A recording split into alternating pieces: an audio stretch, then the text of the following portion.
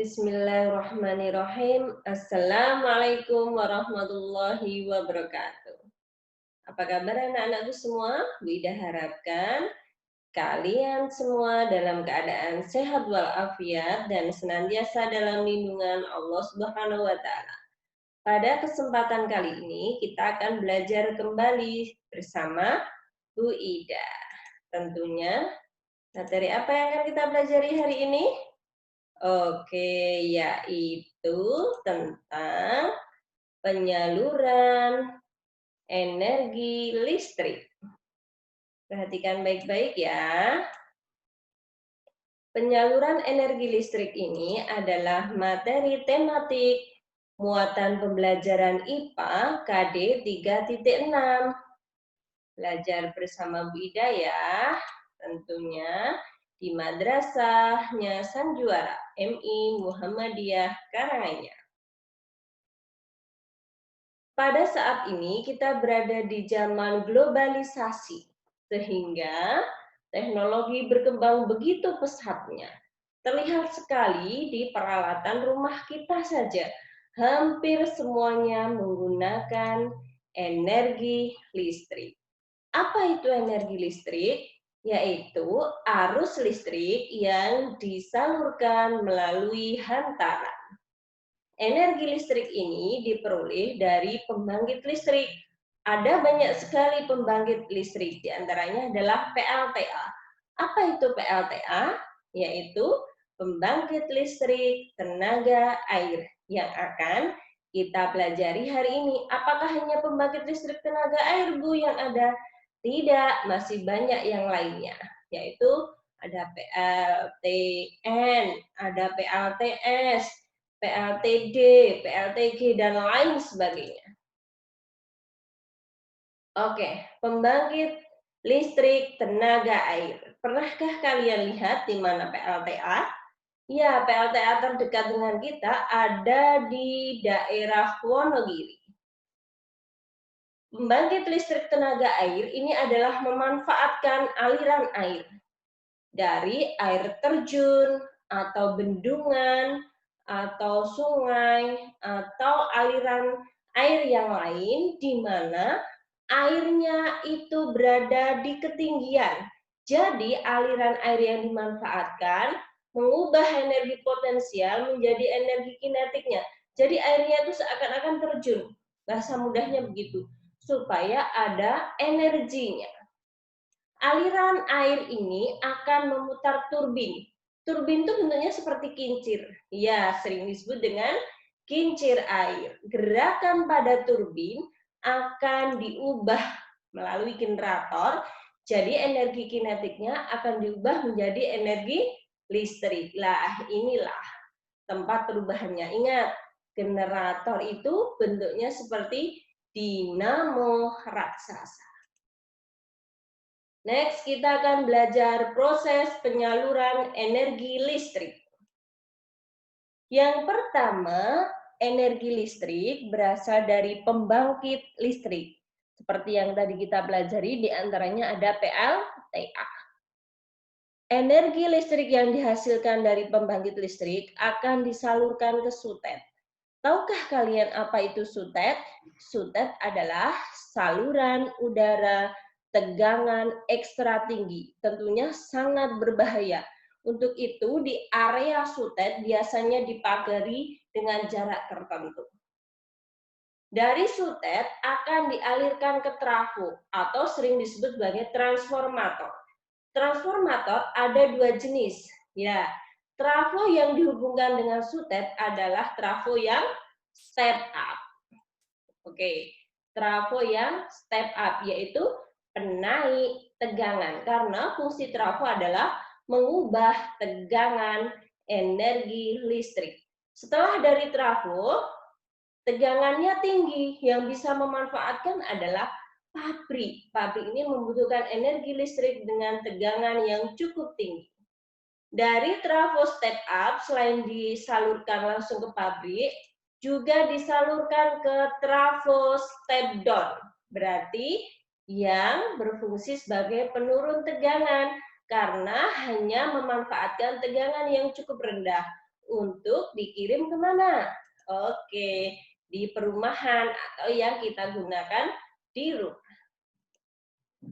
Untuk lebih memperjelasnya, perhatikan. Pembangkitan tenaga listrik sebagian besar dilakukan dengan cara memutar generator, sehingga didapat tenaga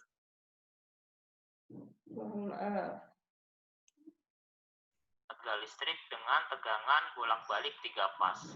Untuk energi atau tenaga mekanik yang diperlukan untuk memutar generator bisa didapat dari mesin penggerak utama atau biasa disebut prime mover. Mesin penggerak generator yang banyak digunakan yaitu seperti mesin diesel, turbin uap, turbin air, turbin gas, dan lain-lain. Jenis-jenis pembangkit tenaga listrik diantaranya pembangkit listrik tenaga air merupakan jenis pembangkit tenaga listrik yang paling banyak dan sering dijumpai di Indonesia. Memanfaatkan air untuk menggerakkan turbin dan memutar generator. Keunggulan adalah ramah lingkungan namun membutuhkan waktu yang cukup lama dalam proses membangunnya.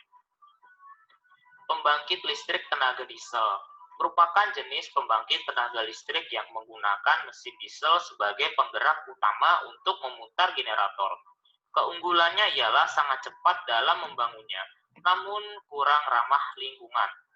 Pembangkit listrik tenaga panas bumi atau sering disebut geothermal merupakan jenis pembangkit tenaga listrik yang memanfaatkan uap panas dari dalam perut bumi untuk menggerakkan turbin dan memutar generator. Sangat ramah lingkungan sekali kalau untuk jenis pembangkit tenaga listrik ini. Kemudian ada pembangkit listrik tenaga gas, pembangkit listrik tenaga uap, pembangkit listrik tenaga nuklir, pembangkit listrik tenaga surya, dan masih banyak lagi jenisnya ya kan. Tegangan keluaran atau output voltage yang dihasilkan pembangkit tenaga listrik pada umumnya kecil dan sampai saat ini tegangan terbesar yang dihasilkan adalah 24 kV atau kilovolt.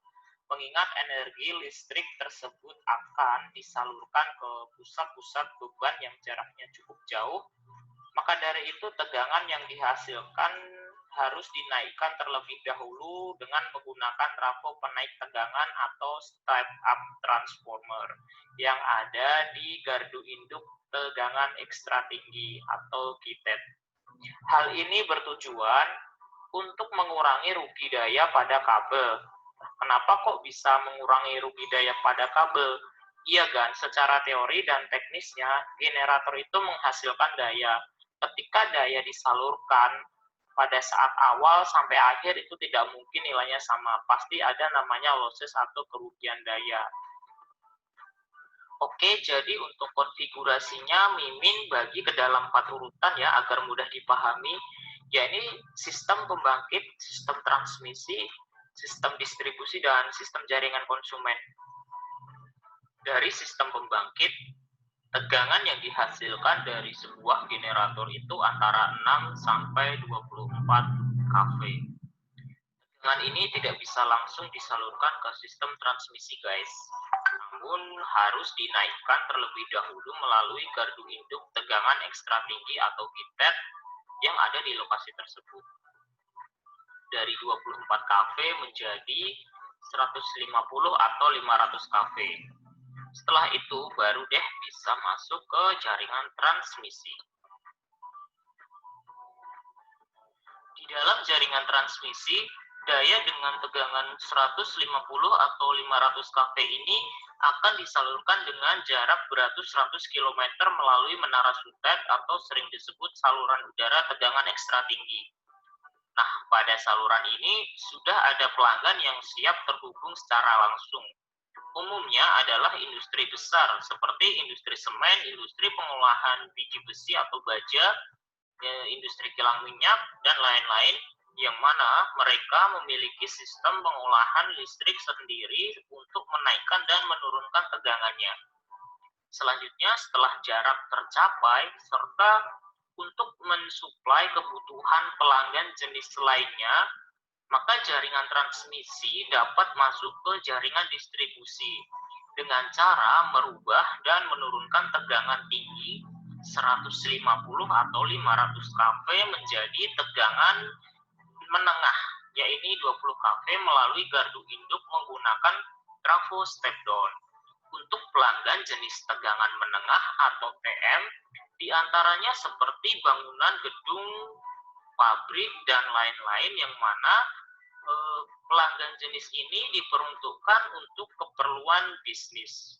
Sedangkan untuk kebutuhan pelanggan jenis tegangan rendah atau TR yang umumnya dengan daya kecil, tegangan menengah dari jaringan distribusi dapat diubah dengan cara menurunkan tegangan menengah TM 20 kV menjadi tegangan rendah TR 0,4 kV atau 400 volt dengan gardu distribusi yang mana menggunakan trafo step down. Pelanggan jenis tegangan rendah atau TR ini diantaranya ya seperti kita, ya ini perumahan, bangunan ruko, dan lain-lain. Nah, Wida jelaskan secara singkat ya. kV itu kilovolt, jadi satuan tegangan. Sekarang kalian mengetahui bahwa penyaluran energi listrik itu membutuhkan waktu yang cukup lama, panjang rutenya, dan tentunya untuk menghasilkan energi listrik yang senantiasa setiap hari kita nikmati, membutuhkan waktu, biaya, dan energi yang besar. Untuk itu, mari kita sama-sama menghemat energi listrik. Wida berharap pada video pembelajaran kali ini kita mendapatkan ilmu yang lebih sehingga dapat kita terapkan dalam kehidupan sehari-hari, menyadarkan kita bahwa energi listrik adalah kebutuhan yang sangat penting untuk menunjang kehidupan keseharian kita.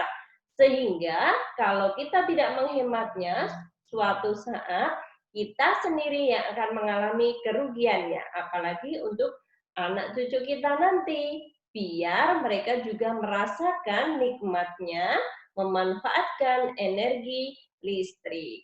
Oke anak-anakku, Wida cukupkan sekian. Mohon maaf atas segala kekurangan Wida saat menyampaikan materi penyaluran energi listrik kali ini.